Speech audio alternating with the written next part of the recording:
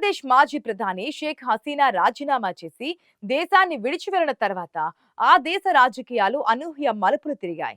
ఇప్పుడు Bangladesh Nationalist party BNP తాత్కాలిక chairman Tariq Rahman ఎన్నికల్లో భారీ విజయం సాధించి తదుపరి ప్రధానమంత్రిగా బాధ్యతలు చేపట్టబోతున్నారు. ఈ పరిణామం కేవలం బంగ్లాదేశ్ లోనే కాకుండా దక్షిణాసియా రాజకీయాల్లో, ముఖ్యంగా పాకిస్తాన్ తో ఉన్న సంబంధాలలో సరికొత్త చర్చకు దారితీసింది. బంగ్లాదేశ్ ప్రధానిగా తారిక్ రహమాన్ బాధ్యతలు చేపట్టాక అది పాకిస్తాన్ కు సానుకూల అంశంగా పరిగణించే అవకాశం ఉందని రాజకీయ విశ్లేషకులు భావిస్తూ ఉన్నారు. గతంలో అవామీ లీగ్ హయాంలో షేక్ హసీనా ప్రభుత్వం భారత్ తో సన్నిహిత సంబంధాలను కొనసాగిస్తూ పాకిస్తాన్ కు దూరం పాటిస్తూ వచ్చింది. అయితే బిఎన్పి ప్రభుత్వం అధికారంలోకి వస్తే పాకిస్తాన్ తో సంబంధాలు మెరుగుపడతాయని ఇస్లామాబాద్ ఆశిస్తోంది. తారిక్ రహమాన్ నాయకత్వం తమకు వ్యూహాత్మక ప్రయోజనాలను చేకూరుస్తుందని పాక్ అంచనా వేస్తోంది. తారిక్ రెహమాన్ గతంలో అధికారంలో ఉన్నప్పుడు భారత్ పై వ్యతిరేక ధోరణిని ప్రదర్శించారనే ఆరోపణలున్నాయి. ఆయన హయాంలో ఈశాన్య రాష్ట్రాల్లోని వేర్పేటువాద గ్రూపులకు మద్దతు లభించిందనే మాట కూడా వినిపించింది.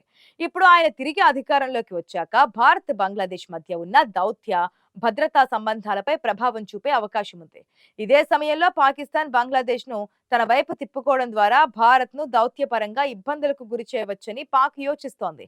మరోవైపు తారిక్ రెహమాన్ ప్రధానమంత్రిగా అయ్యాక పాకిస్తాన్, చైనాల ప్రభావం బంగ్లాదేశ్ పై పెరుగుతుందా అనే ఆందోళనలు కూడా వ్యక్తమవుతున్నాయి. ఇది భారత్ కు వ్యూహాత్మక సవాలుగా మారే అవకాశం ఉంది. అయితే ప్రస్తుత ఆర్థిక సంక్షోభం, అంతర్గత అస్థిరత నేపథ్యంలో తారిక్ రెహమాన్ ఏ దేశానికి ప్రాధాన్యత ఇస్తారు, పాకిస్తాన్ తో ఎంతవరకు సన్నిహితంగా ఉంటారనేది వేచి చూడాల్సిందే అంటున్నారు పరిశీలకులు.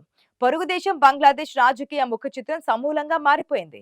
దాదాపు 2 దశాబ్దాల పాటు సాగిన షేక్ హసీనా శకానికి తెరపడమే కాదు, దేశ బహిష్కరణకు గురై 17 ఏళ్ల పాటు సుదీర్ఘ ప్రవాస జీవితాన్ని గడిపిన తారిక్ రెహమాన్ ఇప్పుడు ఆ దేశ భాగ్య విధాతగా అవతరించనున్నారు.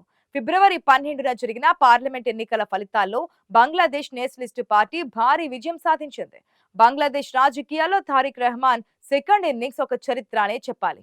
17 ఏళ్ల పాటు లండన్ నుంచి పార్టీని నడిపిన ఆయన ఇప్పుడు నేరుగా ప్రజల మద్దతుతో అధికారంలోకి రావడం అసాధారణ పరిణామం. అయితే ఈ ఎన్నికల ఫలితాలపై మాజీ ప్రధాని షేక్ హసీనా తీవ్ర అసహనం వ్యక్తం చేస్తున్నారు.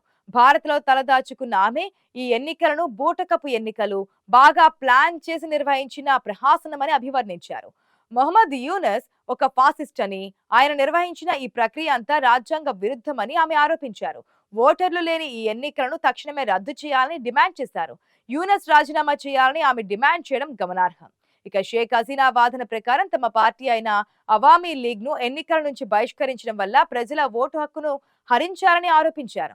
ఇక పోలింగ్ కేంద్రాలను బిఎన్పి, జమాతీ ఇస్లామీ శ్రేణులు స్వాధీనం చేసుకున్నాయని, రిగ్గింగ్ కు పాల్పడ్డాయని ఆమె మండిపడ్డారు. అయితే క్షేత్రస్థాయిలో పరిస్థితులు మాత్రం భిన్నంగా ఉన్నాయి. విద్యార్థి లోకం, జెన్జే యువత ఈ మార్పును మనస్ఫూర్తిగా ఆహ్వానిస్తున్నట్లు కనిపిస్తోంది. హసీనా హయాంలో జరిగిన అవినీతి, అణచివేతకు వ్యతిరేకంగా వచ్చిన తిరుగుబాటే నేడు బిఎన్పికి భారీ మెజార్టీని కట్టబెట్టిందని రాజకీయ విశ్లేషకులు చెబుతున్నారు. మరి హసీనా చేస్తున్న ఈ పోరాటం అంతర్జాతీయ స్థాయిలో ఎంతవరకు ప్రభావం చూపుతుందన్నది అనుమానంగానే ఉంది. పైగా తారిక్ ఎన్నికతో హసీనా శకం ఇక ముగిసినట్లే అంటున్నారు విశ్లేషకులు. ఇక తారిక్ రెహమాన్ అధికారంలోకి రాబోతుండటంతో ఇప్పుడు ప్రపంచ దేశాల దృష్టి బంగ్లాదేశ్ విదేశాంగ విధానంపై పడింది. ముఖ్యంగా భారత్ బంగ్లా సంబంధాలు ఏ మలుపు తిరుగుతాయన్నది ఇప్పుడు అత్యంత కీలకం. షేక్ హసీనా హయాంలో భారత్ తో బంగ్లాదేశ్ కు అత్యంత సన్నిహిత సంబంధాలు ఉండేవి. ఆమె పదవీచ్యుతురాలై ఢిల్లీకి రావడంతో ఆ సంబంధాల్లో కొంత ప్రతిష్టంభన ఏర్పడింది. అయితే ఈ క్రమంలో తారిక్ రెహమాన్ ఒక స్పష్టమైన సందేశాన్ని ఇచ్చారు. మాకు ఢిల్లీ, రావల్పిండి కాదు, బంగ్లాదేశ్ తర్వాతే ఎవరైనా అంటూ ఆయన తన ప్రచారంలో చాటి చెప్పారు. దీని అర్థం ఆయన అగ్రరాజ్యాల మధ్య లేదా పొరుగు దేశాల మధ్య సమదూరం పాటించాలని భావిస్తున్నారు. భారత్ కూడా ఈ మార్పును జాగ్రత్తగా గమనిస్తోంది. తారిక్ రెహమాన్ తల్లి ఖలీదా జియా అనారోగ్యంతో మరణించినప్పుడు ప్రధాని నరేంద్ర మోదీ స్పందించిన తీరును బిఎన్పి సానుకూలంగానే గుర్తించుకుంది.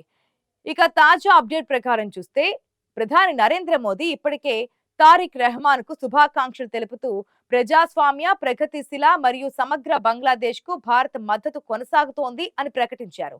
దీనికి స్పందనగా బిఎన్పి కూడా భారత్ తమ తీర్పును గౌరవించినందుకు కృతజ్ఞతలు తెలిపింది. అయితే జమాత్ ఈ ఇస్లామీ విషయంలో తారిక్ రెహమాన్ వైఖరి ఆసక్తికరంగా ఉంది. ఈ ఎన్నికల్లో జమాత్ ఈ ఇస్లామీ దాని మిత్రపక్షాలు 77 స్థానాల్లో గెలుపొందాయి.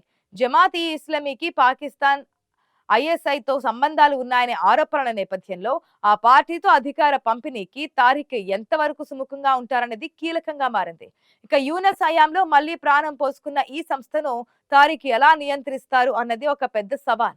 భారత్ కు వ్యతిరేకంగా ఉగ్రవాద కార్యకలాపాలకు బంగ్లాదేశ్ గడ్డను వాడుకోకుండా చూడడమే తారిక్ ముందున్న ప్రధాన కర్తవ్యం. ఒకవేళ ఆయన భారత్ తో తీస్తా నదీ జలాల ఒప్పందం, సరికొత్త వాణిజ్య ఒప్పందాలను విజయవంతంగా కొనసాగిస్తే అది ఇరు దేశాలకు మేలు చేసే అంశంగా ఉండబోతోంది. ఇక బంగ్లాదేశ్ లో ఇప్పుడు తారిక్ ఎంపికతో ఒక నవశకం మొదలైంది. తారిక్ రెహమాన్ కేవలం అధికార మార్పిడి కోసమే కాకుండా దేశంలో చట్టబద్ధమైన పాలనను పునరుద్ధరిస్తానని వాగ్దానం చేస్తున్నారు. ఇక 18 నెలల అస్థిరత తర్వాత జరిగిన ఈ ఎన్నికలు ఆ దేశ ప్రజలకు ఒక పెద్ద ఊరట. కానీ సవాళ్లు మాత్రం కొండంతున్నాయి. ఆర్థిక సంక్షోభం, అంతర్గత భద్రత మరియు అవామీ లీగ్ శ్రేణుల నుంచి ఎదురయ్యే నిరసనలను తారిక్ ఎలా ఎదుర్కోబోతున్నారు?